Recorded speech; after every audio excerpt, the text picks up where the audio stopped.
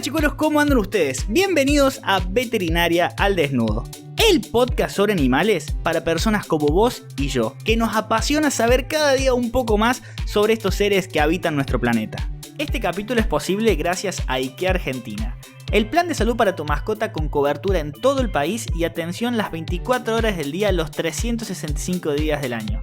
Para más información puedes acceder a www.ikeargentina.com.ar. En 1996 nació en Escocia una oveja al cual llamaron Dolly. Dolly no era una oveja común y corriente así como las miles de millones de ovejas que nacieron en la historia de nuestro planeta. Porque Dolly tenía una particularidad. Ella fue el primer animal mamífero en ser clonado. Y sin dudas vino a este planeta para romper un montón de paradigmas que nosotros como humanos teníamos sobre la biología. 27 años después tuve la oportunidad de conversar con Nicolás Mucci. Nicolás es un médico veterinario que se crió leyendo las historias de la oveja Dolly y no solo se quedó con eso, sino que soñó con algún día poder domar la biología y en su camino hacia la actualidad logró crear la primer vaca bitransgénica del mundo y hoy se dedica a clonar caballos. Sin dudas me vuela la cabeza estas conversaciones porque Nicolás tiene una facilidad para poder explicar una técnica tan compleja como la clonación para personas como vos y yo, que no nos dedicamos a esto pero nos interesa un montón saber eso que tanto se comenta. Espero que disfruten esta charla como yo la disfruté. Bienvenidos a Veterinaria al Desnudo. Quiero arrancar con una pregunta ya medio personal. Arranco con una personal. ¿Qué pasó a lo largo de tu vida para vos terminar trabajando con clones? Que es algo que si yo lo digo me suena una palabra súper grande, súper enorme, pero yo en lo personal me gusta saber decir, bueno, ¿qué pasó? ¿Cómo llegaste a este tema? Qué buena pregunta. Es una pregunta para contestarla más en una sesión de psicólogo que en una charla de un podcast. A ver, es una historia larga que tiene un poco que ver, hay un paralelismo entre el ordenamiento de las biotécnicas reproductivas y cómo llegué yo particularmente a hacer lo que estoy haciendo ahora. Y vas a notar que a lo largo de la charla seguramente voy a hablar en plural, porque todo esto se hace en un equipo. Es muy raro que alguien pueda lograrlo solo, si bien algunas partes se pueden hacer solos. Esto es un camino largo como lo vamos a describir. Pero bueno, ¿cómo llegué acá? Bueno, qué sé yo, a ver. Hace bastante tiempo empecé a estudiar todo esto de las tecnologías in vitro, las biotécnicas reproductivas in vitro. Yo vengo del campo, del mundo de las vacas, y por esas vueltas de la vida terminé haciendo un posgrado en Balcarce. Ahí tomé contacto por primera vez con todas las tecnologías in vitro en el laboratorio de biotécnicas reproductivas del INTA de Balcarce. Y en ese ordenamiento de biotécnicas fui avanzando desde la más básica de lo que es el laboratorio, que es la parte in vitro, hasta clonación y edición génica. Pero digamos que fue un largo camino, es muy frustrante, después Bien. Te vas a dar cuenta por qué, pero así como es muy frustrante, cuando lo lográs es sumamente gratificante. Es satisfactorio. Sí, es terriblemente satisfactorio. Bien, entonces como para darle un inicio a esto, y creo que hay mucha gente que va a estar preguntándose exactamente lo mismo que yo en este momento, es ¿qué sería para vos? Así, bien a lo más gauchesco que puedas decírmelo, ¿qué sería para vos un clon? A ver, un clon específicamente en lo que hacemos nosotros es hacer una copia de un animal.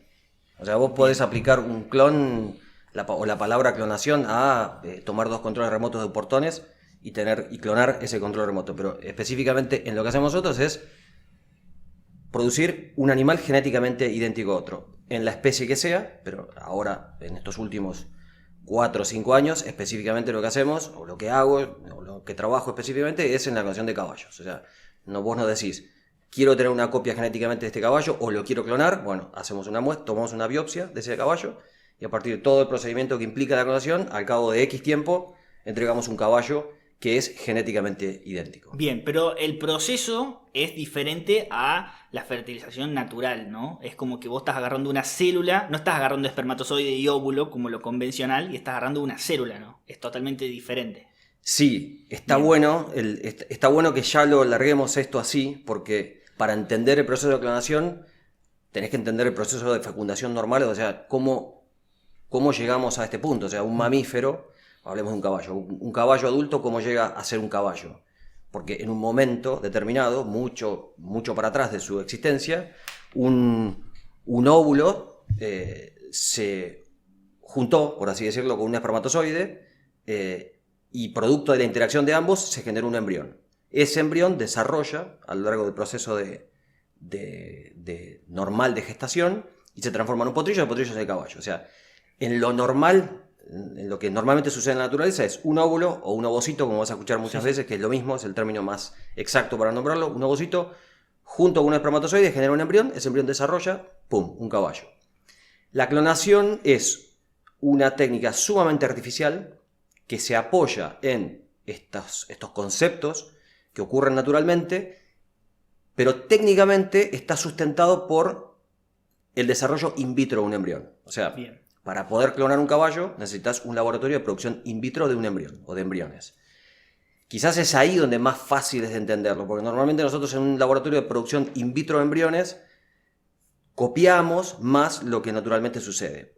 In vitro, en placas, en estufas, juntamos un ovocito con un espermatozoide, tenemos un embrión, ese embrión desarrolla y al cabo de 6, 7, 8 días lo transferimos a una hembra receptora. Bien. En clonación hacemos básicamente lo mismo, pero salteamos algunos pasos. Para clonar un caballo no utilizamos semen, por tanto no hay espermatozoides. Bien. Porque lo que queremos nosotros es justamente tener una copia exacta de un individuo y cuando vos lo reproducís, estás diluyéndolo con el efecto del macho. Claro. ¿Tá? O sea, es el ovocito más el espermatozoide. Acá nosotros la genética ya la tenemos, que es la del caballo que vos querés clonar. Esa genética está reproducida en cada una de sus células. En realidad, técnicamente no en todas, porque vos sabés bien que hay células que no tienen núcleo. Claro. Y es el núcleo el que tiene el ADN. Y es esa molécula mágica en donde está la información genética para generar un individuo. Lo mágico, lo sorprendente, lo novelesco del tema de la clonación es cómo haces para que a partir de una célula que tenés en el cuerpo de un caballo puedas generar otro individuo. O sea, lógicamente y rápidamente a través de todo el repaso de estos conceptos pensamos en que tenemos que generar un embrión. Claro. Entonces, para generar un embrión, de nuevo necesitamos un ovocito. Bien. Ahora, ya no necesitamos mezclarlo con un espermatozoide. Lo que tenemos que hacer es, de alguna forma, la célula del caballo que vos querés clonar, incluírsela dentro de ese ovocito. Pero previo a eso, acordate que el ovocito tiene su propia información genética. Claro. La que junto con el espermatozoide generaba ese embrión. Bueno, ahora la información genética del ovocito a vos no te sirve. Se la sacás. Bien. Y la reemplazás por la información genética del caballo que vos querés clonar. Bien. Le haces creer ahora a ese ovocito que fue fecundado por un montón de pasitos y de técnicas in vitro y lo convertís en un embrión. Y ahí es donde aparece el paralelismo con el procedimiento de producción in vitro de embriones convencional. Claro. O sea, una vez que vos recreaste ese embrión, lo cultivás exactamente igual que lo haces una técnica convencional in vitro y al cabo de 6, 7, 8 días lo transferís a una hembra receptora. Y ahí la hembra o la yegua, en este caso, durante esos 11 meses y luna, gesta ese embrión y lo transforma finalmente en un potrillo, que ese potrillo cuando nace, ese es el clon del caballo que vos quisiste clonar. Bien, de 10. Se súper entendió. Yo creo, me nacen un montón de preguntas para hacerte, pero voy a arrancar creo que por el fundamento de todo esto. ¿Por qué yo querría tener un clon de un caballo y no hacerlo reproducir, ¿no? Sabiendo principalmente que la manera de mejorar muchas veces la genética es la varianza, ¿no?, de sus genes. ¿Por qué yo buscaría replicar constantemente la genética de un caballo? Bueno, esa pregunta está buena. ¿Por qué? Porque durante mucho tiempo... A ver, toda esta historia comienza en el año 96, cuando se informa el nacimiento de la oveja Dolly. A todos se nos voló la cabeza. La famosa oveja Dolly. Exacto, ese fue el inicio de un cambio de paradigma de la ciencia. Después me gustaría retomar esto porque es fascinante. Pero bueno, el concepto de por qué se clona un animal, en principio obedece a los objetivos que tenga el dueño de ese animal. Bien. Y los objetivos pueden ser comerciales, pueden ser reproductivos, pueden ser sentimentales. Porque hay gente que clona un caballo que no tiene valor.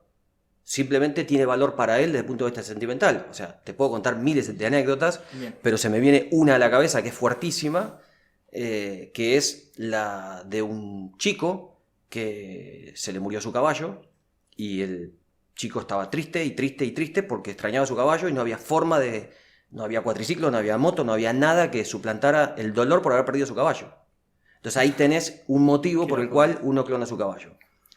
Ahora, también hay que tener claro que cuando vos clonas un caballo, no volvés a tener el caballo que perdiste. Vos tenés un caballo que es la copia genéticamente idéntica. Ahí hay algo muy misterioso, muy mágico que se mezcla, o muy romántico que se mezcla, porque vos en realidad cuando estás mirando un clon, estás mirando más allá de ese animal. Vos te paras delante de un caballo y decís, bueno, a ver, este es el caballo tal. Y es ese caballo. Ahora, cuando es un clon de, estás traspasando lo que vos ves a través de ese caballo. Y eso es algo bastante interesante y loco, porque nos ha pasado tener caballos o clonar caballos que quizás hace 7, 8, 10, 12 años que están muertos. Y entonces vos cuando lo ves decís, wow, este caballo que está acá, que lo hiciste, porque realmente lo hiciste, es un animal que no existe hace 12 años. Y vos, por eso, tu visión traspasa lo que te muestra ese potrillo. Claro, rompe porque todos tenés los toda esa esquemas. historia detrás. Y de ahí nace una frase que se me ocurrió, que terminó convirtiéndose prácticamente en el eslogan de la empresa para la cual trabajo, que es: cada caballo tiene detrás de sí una historia para escuchar, pero una nueva para escribir. Es muy buena. Y que aplica muy bien a la clonación. Bien, vamos a retomar dentro de un rato el tema de la oveja Dolly, porque la verdad que me dejaste medio manija con el tema, pero antes que eso, me nace preguntarte el tema de si realmente un clon es igual, ¿no? Igual al original, ¿no? Porque considerándolo, yo me acuerdo la fórmula básica de genética, que era el fenotipo, o sea, lo que yo estoy viendo es igual a la genética más el ambiente, ¿no? El ambiente influye un montón en lo que va a ser ese caballo a futuro. Entonces nosotros como que clonando y haciendo todo muy perfecto, nos queda la mitad de la ecuación sin tocar. ¿Cómo lo ves vos una vez que lo lográs hacer? ¿Se ve que hay similitud, no? ¿O varía bastante? ¿El ambiente te jode por más que haga las cosas perfectas? No sabes cuánto más fácil es esta charla de mate con una persona que sabe lo que tiene que preguntar. Porque detrás de las preguntas que vos me haces, si bien lo estamos tratando de hacer a un nivel básico para que lo entienda cualquiera, hay un tecnicismo que está bueno que lo tires en la mesa. Esa fórmula que se ve en el prólogo de los libros de genética, que es justamente fenotipo igual genotipo más ambiente, es lo que nosotros estamos tratando de tirar en la mesa en el momento de firmar un contrato de clonación. Bien. La gente viene reilusionada que va a volver a tener su caballo o va a tener un caballo que sea igual. Salta la alarma, ¿tá? Porque eso es una realidad que hay que tirarlo en la mesa, porque eso evita las sorpresas después. Porque así como nos vuela la cabeza hablar de esta tecnología, que es realmente un delirio, porque lo es, las expectativas que genera para la persona que se decide clonar son altísimas. Y cuando no se cumplen, es como tirarse un piso, mientras más alto, más fuerte es el golpe. Y esto es una realidad, o sea, nosotros lo que estamos generando es un gemelo. Claro. Genéticamente idéntico, pero aparece esta famosa frase de diferido en el tiempo. Entonces, ¿cuánto se parecen dos gemelos que nacen en el mismo momento, producto de los mecanismos naturales por los cuales ese embrión se divide? Son dos clones entre sí, y que nacen en el mismo momento, se crían en el mismo ambiente, escuchan a la misma madre, le da eventualmente leche la misma teta, o bueno, habrá una teta para cada uno. Pero bueno, ese ambiente tiene una influencia terrible sobre ese individuo y sobre ese genoma. Ahora, aparece hace unos cuantos años otra terminología que tiene que ver con lo que se llama epigenoma. Claro. Entonces, es el mecanismo biológico por el cual el ambiente actúa. Entonces, nosotros somos lo que somos por una carga genética, pero hay un efecto de esto que vos llamás el ambiente, que está bien, que actúa o que opera por sobre encima de nuestro código genético, que es la epigenética. O sea, qué gen se prende o qué gen se apaga para hacernos hablar de una forma, tener un gesto, que te guste el mate o no, que te guste dulce, que te guste amargo, que tengas una determinada densidad ósea, que tu hígado funcione de una forma determinada, o que te rías de algo que tu gemelo no se ríe. Entonces, es sumamente importante, es tan importante que a veces los hace diferenciar mucho a los clones, no solamente en su desempeño, sino en su apariencia física. O sea, con lunares también diferentes, puede haber, ¿no? A ver, la capa básica de los caballos es la misma, pero a veces uno puede estar calzado de una mano y otro de una pata, y otro puede tener una estrella grande o una estrella chica, o pueden inclusive no tenerla, pero no está afectada la estructura génica, sino cómo se comportó. Cómo se expresó. Exactamente, cómo se comportaron o cómo se expresaron esos genes debido a rearreglos en el momento o cómo operó el ambiente durante su crecimiento, en el caso de los caballos de polo, durante digamos, el amansado, la hechura, quién lo juega. Claro. Hay una infinidad de cosas que puede afectar. Y hay muchos experimentos interesantes, diseñados, que explican por qué dos clones pueden diferenciarse mucho. Te lo digo en dos palabras. Hace muchos años se hizo un experimento en la NASA en donde dos gemelos idénticos, que son astronautas, o al menos lo eran en ese momento, fueron separados. Uno se lo colocó durante 1 año y pico en una plataforma fuera de la atmósfera. Uh-huh. Y a su regreso se los estudió. Y eran genéticamente idénticos, pero estructuralmente distintos. O sea, producto del ambiente, tenían otro metabolismo, otra densidad ósea, otra densidad muscular respecto a la grasa, otro comportamiento, otro tono de voz, otro pelo. O sea, el ambiente transforma o modula la genética para que dos individuos se logren diferenciar, inclusive después de haber sido iguales, o haber lucido iguales. Es muy interesante.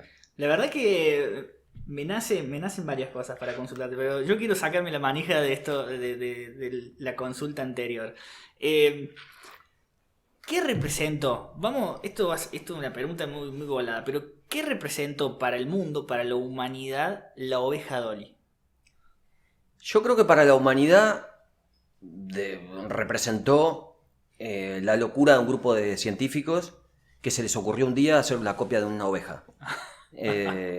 No creo que la sociedad haya estado en su momento preparada ni culturalmente ni técnicamente para interpretar lo que significó.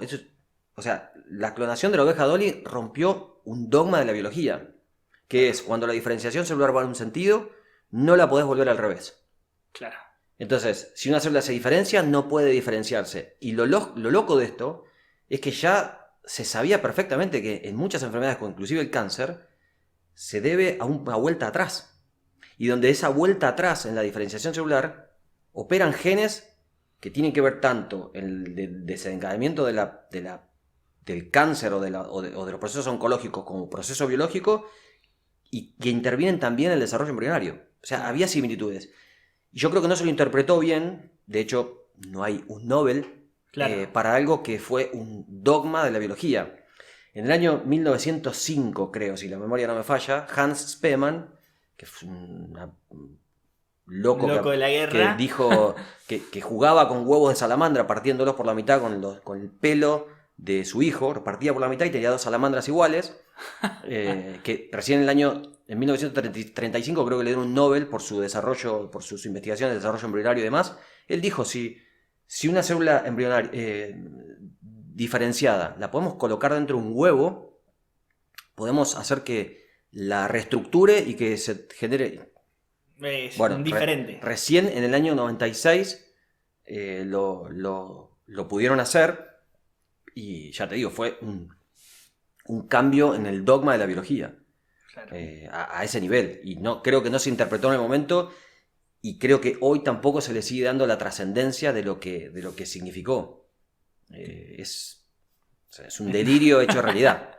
Y más allá de eso, acá en Argentina, ¿cómo llega la clonación? ¿Llega de la mano del caballo? ¿Llega de la mano de otra especie? No, la clonación, a ver, llega... cronológicamente de la mano de otras especies, porque si bien la clonación nace en el ovino, fíjate lo loco de esto, o sea, Wilmut y Campbell, quien fueron las cabezas de este proyecto, se les ocurrió clonar una de las peores especies. Claro. Y de la peor manera, producto de lo que no se sabía. Hoy clonar una oveja es re difícil. Y clonarla con la metodología que utilizaron, o sea, utilizando ese tipo particular de células, nadie lo haría. Entonces le tocó bailar con la más difícil, pero bueno, lo hicieron. Fue experimento de 273 transferencias donde nació una sola oveja. Qué locura. Que es la de casualidad. Y después se empezó a trabajar con otras especies y se empezó a avanzar con otras especies y la especie equina quedó casi en último puesto. Es difícil clonar un caballo. A ver, hay muchas barreras en el caso de las especies. Una de las barreras más importantes para vencer es el intervalo generacional. O sea, vos, en el caso de las especies con intervalos generacionales cortos, vos tenés mucho más tiempo para el efecto prueba y error. Claro. Porque, como te dije, clonar arranca con una biopsia y termina con un animal nacido. Claro. Entonces, si vos tenés una especie que tarda mucho en gestar y parir, bueno, ahí las cosas se te alargan. Y el caballo dentro de los domésticos es el que Y la más tenés largo. claro, lo tenés ahí para una difícil. Y además, fíjate que lo que vos hagas en el laboratorio lo vas a cosechar al final del camino. Entonces, dentro de 11 meses en el caballo te vas a dar cuenta si lo que hiciste está bien. Si está bien, vas por más. Si está mal, te perdiste un año. Claro. Y tenés que volver para atrás a ver qué pasa para verlo en el siguiente. O sea que va muy lerdo, es muy lento. Pero bueno, es un desafío sumamente interesante. Desde el punto de vista profesional, volvemos casi al inicio de la charla. Es sumamente frustrante cuando te va mal, y te va mal muy seguido, pero como todo desafío, cuando llega se disfruta mucho más también. Claro, vos sabés que una de las primeras veces que yo leí sobre clonación, muy por arriba, muy por general, se hablaba del tema de que por ahí los potrillos nacían débiles con respecto a uno que nacía naturalmente por un coito natural entre los padres. ¿Eso realmente se daba por algún problema en la técnica? ¿Es algo que se tiene como un reto a mejorar? Decir, che, tengamos la menor cantidad de potrillos débiles. O quizás fue algo del pasado y ya no pasa más. ¿Eso por qué se daba? Siempre me quedó la duda de por qué se daba que nacían débiles. O todas las anteriores te faltó como opción. O todas las Claro. anteriores. En realidad es una mezcla de todo eso.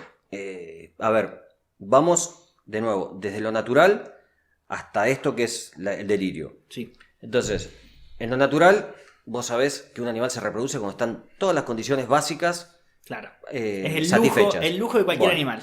Imagínate a ese lujo, desafiarlo con todo esto artificial que mencionamos en los pasos. O sea, es una locura. Entonces, ¿qué pasa? Hay un proceso biológico que se desarrolla o que ponemos en marcha sobre esa información genética y que se denomina técnicamente reprogramación nuclear. Entonces ahora vamos a tratar de desmenuzar eso que va a contestar la pregunta que vos me hiciste.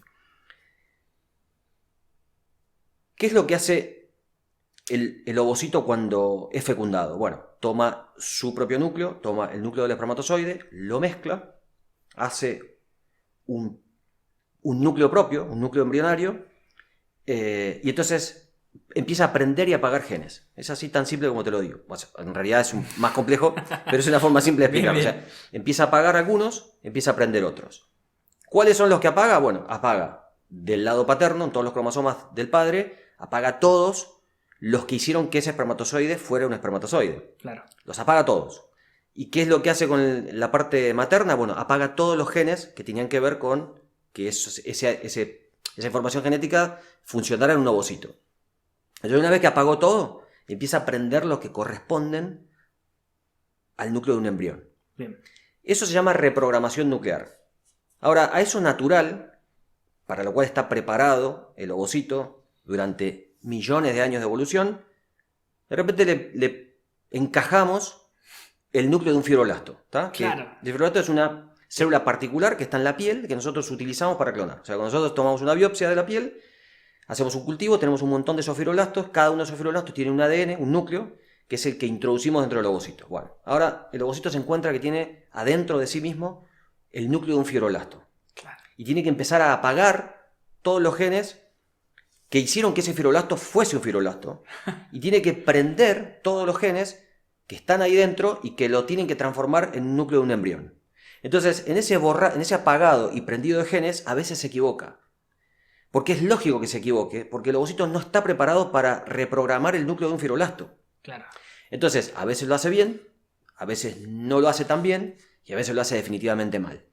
Entonces, en esas 3 posibilidades básicas, de esos 3 escenarios básicos que te estoy diciendo, que lo haga bien, que lo haga más o menos, o que lo haga mal, están las cosas que vos me dijiste. Todos los grises. Están todas las cosas que vos me dijiste. Esas cosas pueden pasar durante la etapa del embrión, Bien. durante la etapa del desarrollo dentro de la yegua o durante el nacimiento. ¿Qué es el trabajo nuestro como técnico, como científico, como investigadores del tema? Bueno, es en encontrar la forma o buscar los métodos o los elementos para que el ovocito tenga la mayor habilidad para aprender y apagar esos genes y para que el fibroblasto se deje prender y apagar genes. O sea, esa es la tecnología que nosotros le metemos y el conocimiento que nosotros ponemos ahí en ese momento que dura muy pocas horas, porque estamos hablando de que clonar un caballo te puede llevar 1 año y medio, pero el desafío está, te diría, en las primeras 72 horas.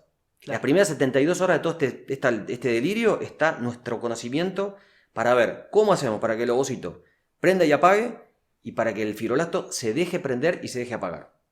Entonces, mientras más conocimiento, mientras más tecnología, mientras más desarrollo hay en estos periodos iniciales, mejor es la eficiencia. Y la eficiencia está medida en un montón de variables, algunas de las cuales son las que mencionaste vos. Ahora, indefectiblemente los potrillos tienen, estadísticamente, un mayor porcentaje de aparición de problemas. ¿Por qué? Porque es artificial esto, es muy artificial. Entonces, imagínate que si aparecen problemas en la inseminación artificial, aparecen un poquito más en la transferencia de embriones, aparecen un poquito más en las biotécnicas reproductivas in vitro y aparecen mucho más en clonación. O sea, a medida que la haces más compleja, la técnica, mayor son las posibilidades de que aparezcan problemas. Y para subsanar todos estos problemas, el ciclo, porque la clonación la tomamos como un ciclo, el ciclo tiene que estar reforzado en distintas partes. O sea, bien, el laboratorio de clonación tiene que funcionar lo mejor posible para producir un embrión de la mejor calidad. Las yeguas que van a recibir esos embriones tienen que estar preparadas para responder de la mejor manera. La gestación está monitoreada durante los 10 meses intermedios para que no aparezca ningún problema. Y al momento del parto también tiene que estar todo listo para recibir y atenderlos en el caso de que sea necesario. Si hablamos de números, hoy nosotros estamos en un 85% de eficiencia al parto, que es un numerazo. Es un numerazo. Con respecto a 10 años hay mucha diferencia. Se diría con respecto a 1 año. Hace 1 año nosotros teníamos 20, quizás entre 15 y 20 puntos menos de eficiencia. Claro. Pero el hecho de tocar, mejorar, afinar distintas partes del proceso, desde el principio hasta inclusive el último paso, te permite aumentar esa eficiencia. ¿Y es extrapolable la técnica o algunas partes de la técnica de otras especies de intervalo generacional más corto? Tipo, pruebo esta técnica, pruebo corregirla con ratas, así me da el tiempo de poder jugar en la temporada que viene con los caballos. Mientras tanto, todo este año voy probando esta técnica con ratas, porque si no, todos los años no avanzarías muy poco. Es un cambio por año.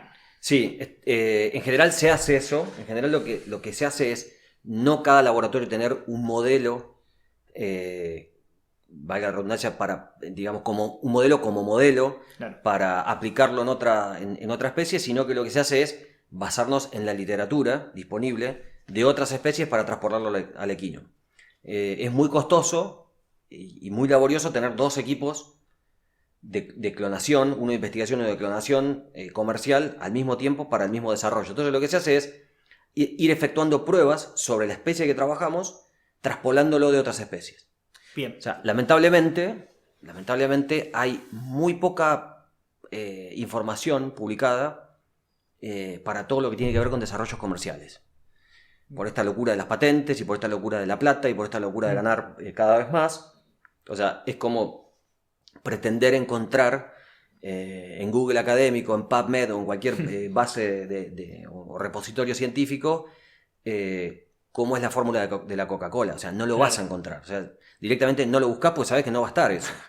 Y lo mismo pasa con la clonación de caballos. O sea, si hay 4 centros a nivel mundial comerciales, o sea, cualquiera que quiera buscar un secreto no lo va a encontrar porque nadie lo va a publicar. O sea, si vos me decís, nuestra compañía tiene sus secretos, la compañía de la vereda de enfrente tiene sus secretos, y así las otras 2 también los tendrán, y no lo publicás. por una cuestión lógica, porque te cuesta mucho esfuerzo llegar, y cuando llegás lo protegés o lo intentás mejorar. Claro, esto es tu receta. Es el know-how de cada equipo, de cada grupo de trabajo, que eventualmente vale más que todo lo que pueda producir la compañía. Claro.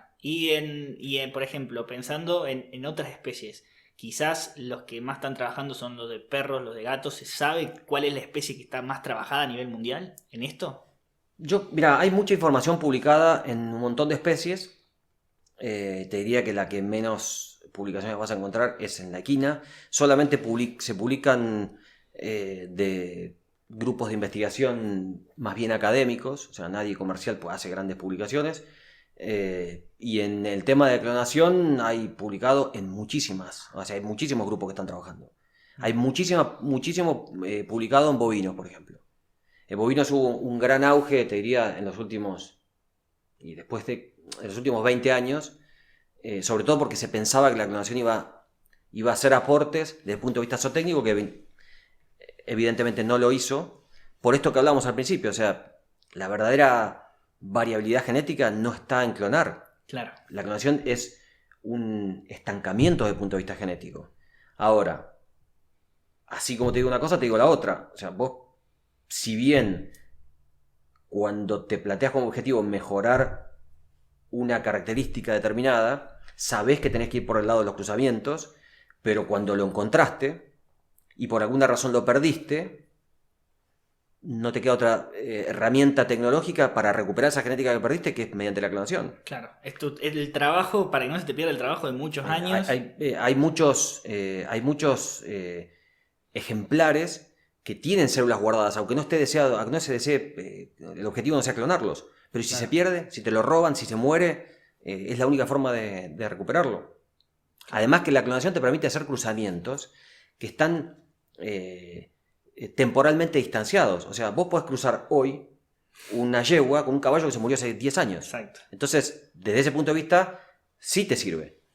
Claro, porque vas a tener una cría que nunca hubiera existido. Es una manera de avanzar en la genética mucho más rápido, el hecho de cruzar los clones después, o sea, que los clones se empiecen a reproducir.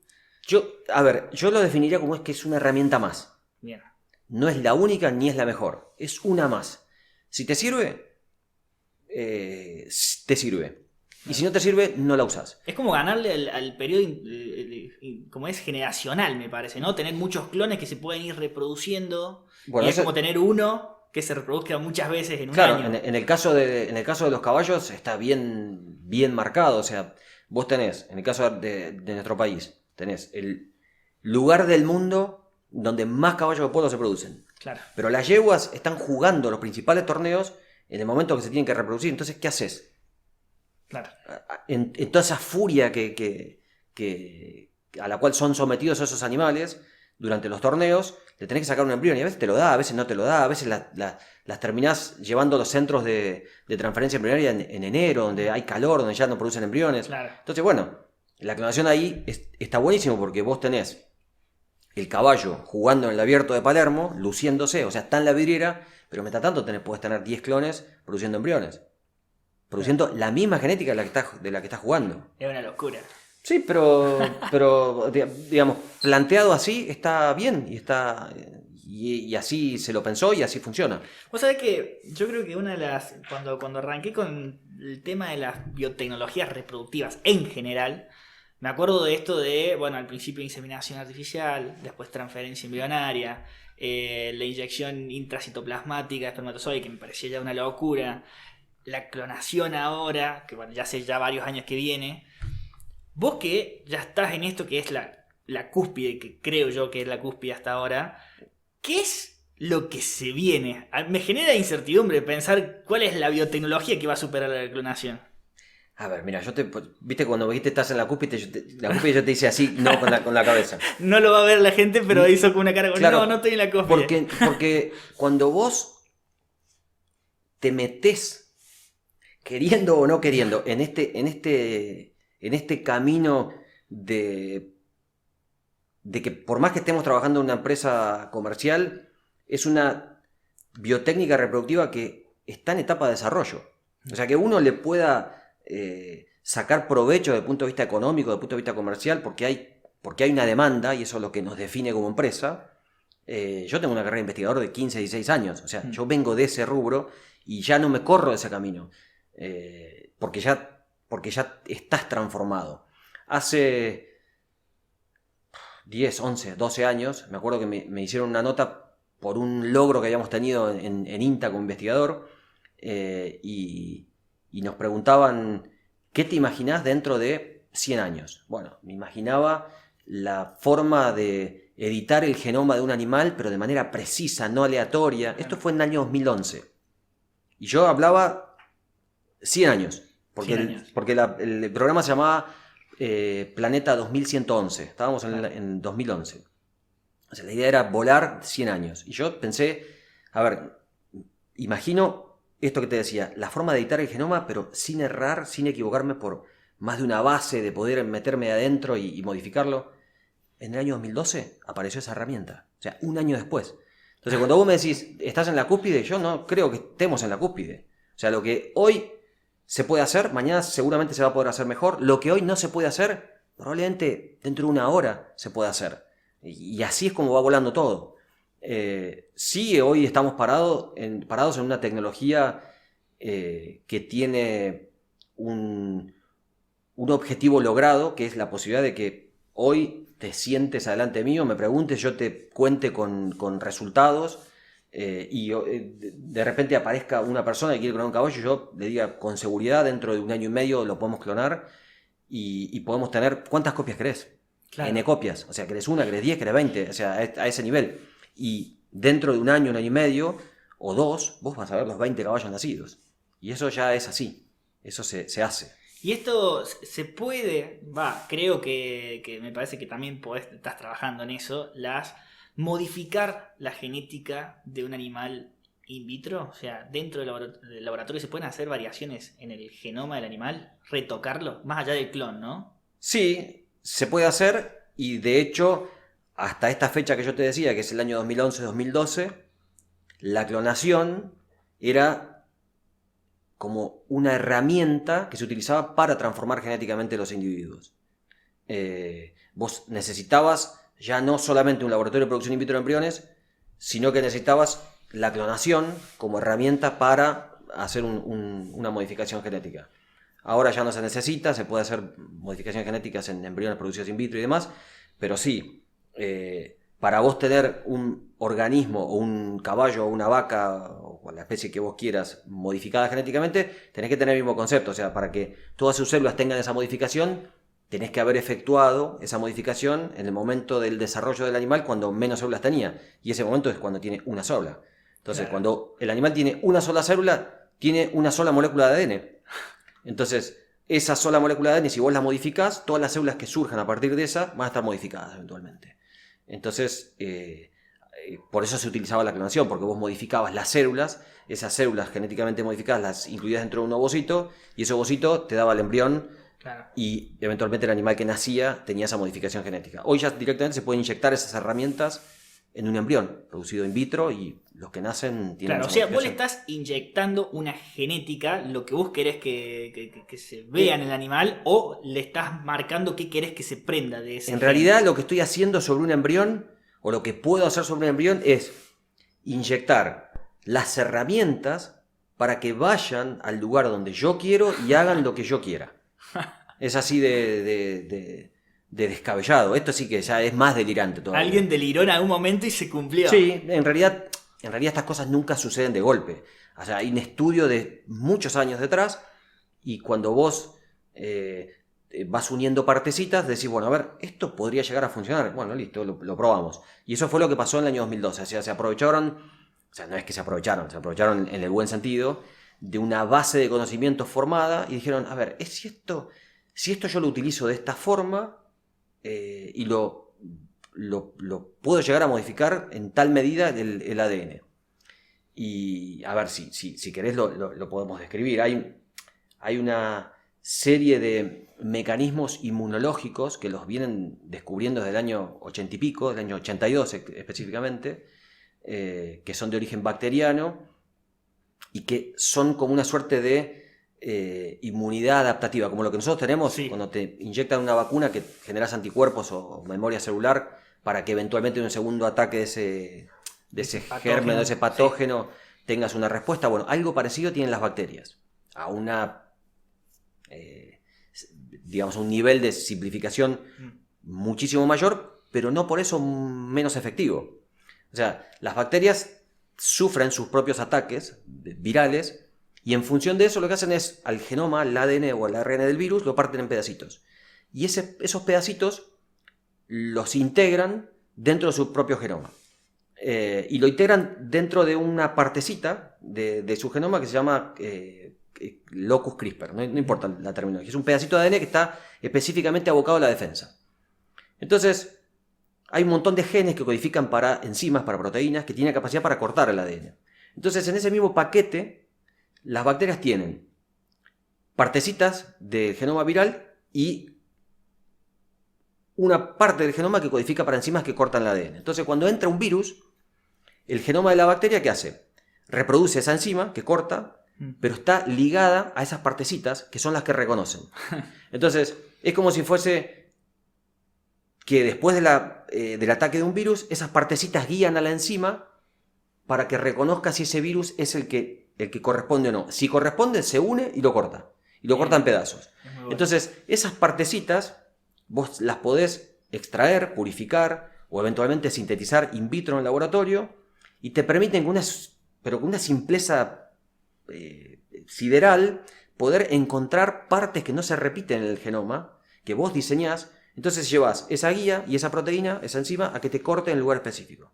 O sea, es la tecnología CRISPR que surgió en el año 2012 y que te permite, con el error de una base, encontrar dentro de 3.000 millones de bases que tiene nuestro genoma. O sea, vos sintetizás una guía con 20 pares de bases que no se repiten en otro lugar del genoma y la adherís o asociás a esa proteína para que corte, la incluís dentro de un genoma y el tipo va, reconoce y ¡pluc! Y corta. Y en ese corte podés anular un gen, incluir otro, o sea, podés prender, podés apagar, podés hacer miles de cosas. O sea, el secreto acá está en reconocer una parte y hacer algo sobre esa parte. Qué bien. O sea, cortás, pegás, sacás, prendés o apagás. Lo que vos quieras en el lugar que vos quieras. Qué locura. Vos sabés que, ya como para darle un pequeño cierre a esto, una de las primeras leyes que yo leí cuando empecé con las redes es la ley de Moore, en la cual hablaba de esto de que el mundo cada vez se acelera más. No solamente los procesadores se van acelerando más, sino que también la capacidad de los discos rígidos de las computadoras también se va acelerando.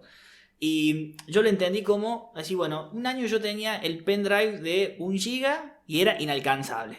No lo alcanzaba nunca. Al otro año, el más copado era el de 2 GB y el de 1 GB pasaba a no ser tan inalcanzable.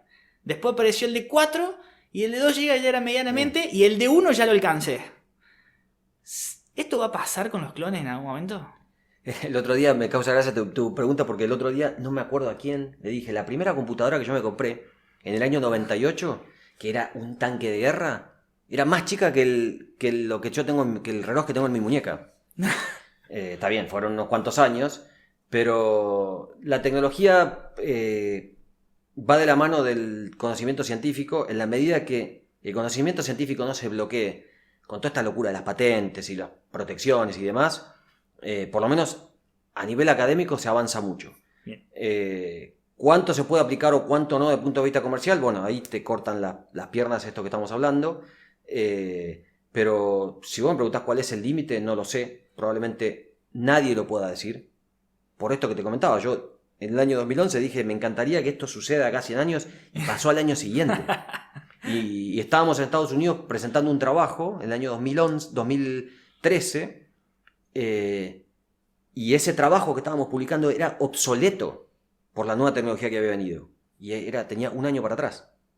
Entonces, estas cosas pasan. Y es una carrera. Hoy desarrollaste un trabajo, tenés el resultado, y si no lo publicás rápido, probablemente cuando te aprueben ese trabajo, ya no sirve, ya no se puede publicar. Y nos ha pasado. Así que, no sé, lo que se viene es... va cada vez más rápido porque una tecnología te permite avanzar mucho más rápido en otra. Claro, vos fíjate que esto que pasó con con el COVID-19, si hubiese pasado hace 100 años, se hubiera muerto la mitad de la población mundial, como ha pasado en otras pandemias. Y sin embargo, la pasamos. Y yo creo que se podrían haber hecho mucho más cosas de las que se hicieron, no solamente desde el punto de vista científico, porque además de todo lo científico, hay un montón de cosas políticas que a veces frenan todo esto. Sí. A ver, como para decirte como para darte un ejemplo, hay un montón de conferencias que yo he dado que la termino diciendo, desde el punto de vista científico, tenemos herramientas para solucionar el hambre de un montón de gente. Ahora, pues, si las tenemos, ¿por qué no las podemos usar? Bueno, ya hay temas ahí ya no me meto. Política de claro, pero las herramientas están. A ver, ¿podemos producir más carne? Sí. ¿Podemos producir mejor carne? Por supuesto. ¿Podemos producir que un animal tenga más carne? Sí, por supuesto. O sea, el ejemplo del salmón de Estados Unidos es el ejemplo más claro para demostrarlo. Cuando empezó la tecnología de los transgénicos, una empresa desarrolló un salmón que en la mitad de tiempo tenía el doble de carne. Claro. O sea, era y consumiendo lo mismo. Entonces, era imposible que no... Es más comida. Bueno, el desarrollo tardó 20 años en ser aprobado, en gastarse millones de dólares en patentes y en abogados y demás, y a los 20 años cuando se aprobó, ya había salmones por cruzamiento natural que tenían más peso que el que se había desarrollado. Claro. Pero vos te perdiste todo eso litigando. Entonces, a veces es lógico que nos pongan un freno, porque cualquier mente delirante se puede mandar un moco, ¿viste? Terrible, en el apuro. Pero dentro de las legislaciones normales, donde vamos trabajando y siendo protegidos y demás, yo creo que se puede hacer un montón de cosas, y mucho más rápido de lo que se piensa. La verdad que este es un tema que por ahí me vuela la cabeza, pero como para darle un pequeño cierre, un broche de oro, ¿vos de dónde eras, Nico? A ver, yo originalmente soy de Coronel Dorrego. Yo crecí en un campo ahí al lado de la Ruta 3, entre Dorrego y Bahía Blanca. Bien. Y de ahí me fui a estudiar veterinaria a La Plata. Bien, o sea, creciste en un campo en Dorrego. Sí. Bien. ¿Te imaginabas de chico llegar al punto donde estás ahora? A ver, ¿dónde estoy ahora? No sé, ¿vos lo sabés?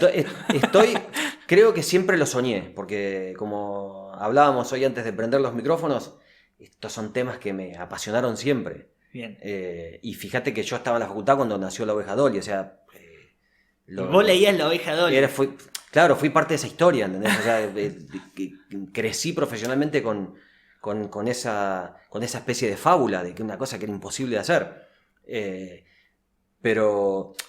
nos sigue sorprendiendo o a mí particularmente me sigue sorprendiendo después de muchos años de haberlo hecho, y que lo hacemos todos los días, y cuando vamos a ver un potrillo nacido, nos sigue sorprendiendo y nos sigue emocionando verlo ahí, nacido. No sé si soñé o pensé que lo podía hacer, pero seguramente sí fue algo que siempre quise hacer, y me esforcé muchísimo. Esto tiene trabajar en esto, haber estudiado y haber llegado a donde esté donde esté, tiene un costo personal y profesional muy alto. Así como te decía, es sumamente frustrante, te lo digo con conocimiento de causa. O sea, cuando no te sale y no encontrás realmente por qué no sale, y te pasás meses o años pensando y tratando de buscar la solución, bueno, sí, ahí se te queman los papeles, pero siempre sabes que le vas a encontrar la vuelta, y así pasa. Claro, creo que un poco pisaste la pregunta que te iba a hacer después, que es la última ya como para literalmente darte un cierre a esto. Posiblemente este podcast lo vaya a escuchar un montón de gente, lo van a escuchar estudiantes de veterinaria, recién recibidos, gente de mucha experiencia, o quizás un montón de gente que es aficionada a los animales y que no ha estudiado veterinaria. Pero uno de los públicos objetivos de esto también es el estudiante veterinario, que es un tipo de persona que está metiéndole constantemente. Ya lo pasaste, ya lo viviste, el tema de la motivación y todo. Y probablemente cuando escuchen este audio les vaya a llamar la atención de un tipo, ¿no?, que salió quizás del mismo lugar que ellos y llegó a cumplir lo que quería hacer, y quizás hasta más de lo que se podía llegar a imaginar. A mí me gustaría que, como cierre de esto, vos te dejo el micrófono abierto, yo ya me retiro, me voy a mi casa, te dejo el micrófono para que le dejes un par de quizás una enseñanza a los chicos, unos consejos sobre cómo encarar después de que se reciban, cómo encarar la vida para hacer lo que ellos realmente quieren hacer y no dejarse encajonar por quizás, mira, me gusta esto, pero me voy a meter con los perros porque es donde quizás es lo más seguro, el cajón más seguro. Ese es el consejo que yo quiero que le pongan a los chicos. Mirá, yo creo que la reflexión más importante es la que tienen que hacer antes de salir de la facultad. Bien. Y esto es una apreciación personal, ¿eh? La diferencia entre profesionales está en cómo llevaron a cabo la carrera. Esto es, y es clarito así. O sea, ¿cómo haces una casa? ¿Cómo te sale la casa perfecta? Bien, conocimientos. Es así. Entonces, a mí me salió de casualidad, y te aseguro que me salió de casualidad porque yo fui un fanático de mi carrera. A mí me gustaron todas las materias y todas las materias las estudié porque como... Me voy a dar el lujo de decir de este exabrupto. Como fui siempre un cagón para rendir, eso me obligó a estudiar, te diría, de más. Entonces me salió de casualidad. Y esa seguridad con la que yo encaraba rendir un examen, porque para mí era todo un desafío, desde el punto de vista emocional, sentarme delante de un profesor, esos miedos los sobrellevé estudiando, te diría, de más. Entonces me salió de casualidad. Entonces yo hice una muy buena carrera de grado, con la cual después seguí haciendo posgrados, pero creo que el secreto está ahí. El secreto para el estudiante está en encontrar la forma de no quedarse con dudas básicas en el transcurso de la carrera. Explotar la carrera. Bien. Cuando vos terminaste la carrera, ese es otro cantar.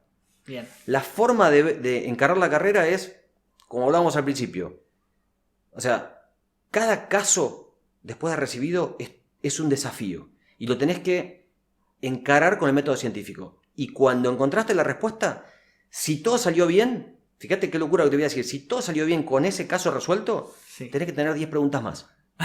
Entonces, eso te obliga a seguir mejorando. Si vos terminaste algo y tenés todas las respuestas tranquilas y las tenés claras, no hay motivación. Y esto es todos los días, durante la carrera y después de recibido. Siempre buscarle la vuelta, siempre mirar las cosas de otra forma y siempre estudiar e ir a las bases.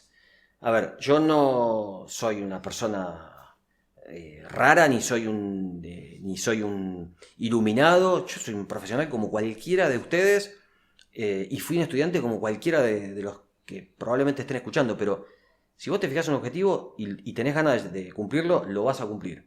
Cómo lo cumplas es tu problema. Pero si mi sano consejo es, el buen profesional nace en la facultad, aprovechando todo y teniendo una perspectiva más allá de lo que se lee o que te enseñen.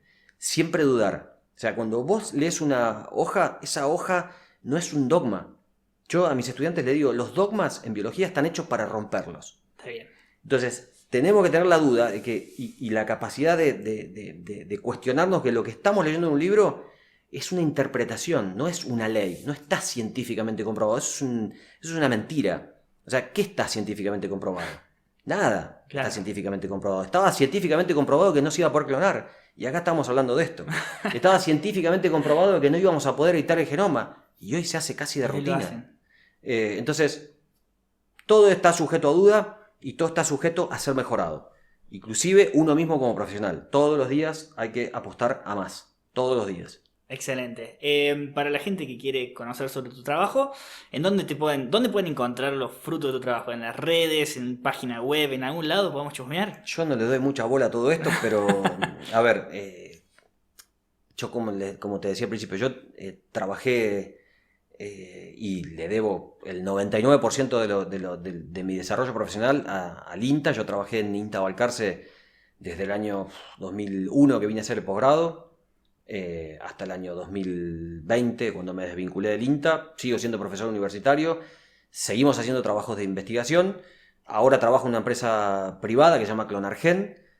Mucha bola no le doy a las redes, pero bueno, parte de lo que hacemos está, o sea, lo pueden seguir ahí en nuestra página, en nuestro Instagram, y ahí mismo están todos mis datos para contactarme. O sea, yo contesto llamados y correos de gente que ni te imaginás. Y en la empresa le damos la posibilidad a la gente, porque nos gusta esto de la docencia y de intercambiar información, de formar chicos. Tenemos un sistema de pasantías, tanto en el hospital de neonatología como en el laboratorio. Hacemos rotaciones, hacemos cursos, hacemos formación. O sea, tratamos de complementar en algo que la universidad o las facultades todavía están flojos, con todo esto que tiene que ver con estas tecnologías nuevas. Y lo que para mí es más interesante es mostrarlo desde la experiencia. O sea, no es que leo algo y te lo enseño, sino que yo te enseño lo que sé hacer. Lo que no sé hacer no te lo enseño, porque no lo sé. Perfecto, entonces Clonargen. Clonargen Biotech es la empresa. Y los chicos pueden encontrar ahí una posibilidad de ir a hacer pasantías y aprender también, ¿no? Sí, eso es real. Opa, datazo que tenemos acá para tirar. Eso es real. De hecho, si hoy estamos hablando o nos conocimos, es producto de este intercambio que ha habido previo con un amigo en común. Y así que eso ya está en marcha. Tenemos convenios con las principales universidades del país, y lo hemos ampliado a universidades extranjeras o centros de investigación extranjeros para progresar, para hacer nuestros propios desarrollos e investigación, y para favorecer el intercambio de estudiantes de otras universidades también. Copado. Che, bueno, Nico, muchísimas gracias. Te agradezco. Buenísimo. Muchísimas gracias por esta oportunidad de contar lo que hacemos. Tan simple como eso. Muchas gracias por tu tiempo. Para, frenemos todo. Si te gustó Veterinaria al Desnudo y nos querés ayudar, nos podés seguir acá en Spotify y activar la campanita para que te avisemos cuando estén los próximos capítulos, o nos podés seguir en YouTube como Veterinaria al Desnudo. Y de paso podés compartir este capítulo con tus amigos o comentar a quién querés que entrevistemos o de qué tema querés que hablemos. Mi nombre es Gastón Britos, me podés encontrar en Instagram como GastónBritos_vet, y mención especial para la mente maestra detrás de toda esta edición, Ezequiel Luna, lo podés encontrar como S_Moon. Muchísimas gracias por haber escuchado hasta el final y nos vemos en el próximo capítulo de Veterinaria al Desnudo.